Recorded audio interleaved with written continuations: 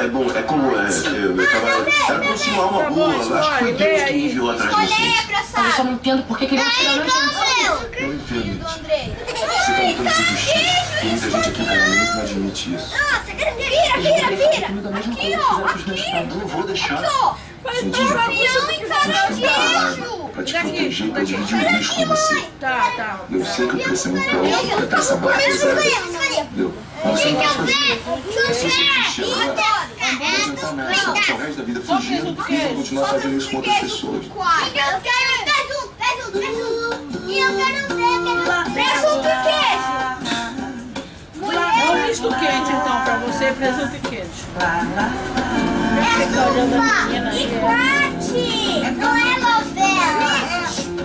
É novela, sim, é 3 irmãs! Só presunto. No seu. Põe a mão em cima de mim! Ninguém quer!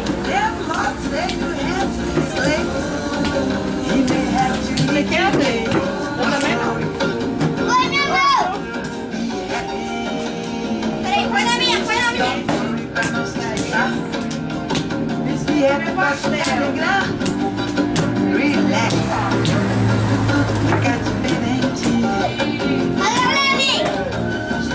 Não, na minha! Pra ele? Amor rejuvenesceu, sorria mais, era a vida simplesmente. Au! Ai!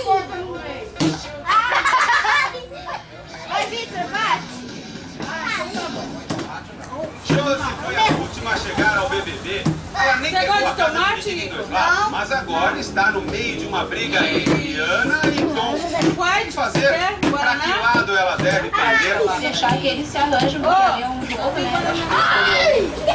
E apoiar quem pode. Eu acho que as outras têm que tomar partido e ficar do lado da Ana. Tom realmente é uma pessoa que eu gosto muito, mas você também eu tenho um carinho muito grande. Eu acabei de falar pra ele. Deve ficar neutra, não deve ser namorado, não deve amiga e jogar como ela sabe jogar com ele. Tem que tomar logo uma decisão, porque eu não tá nada.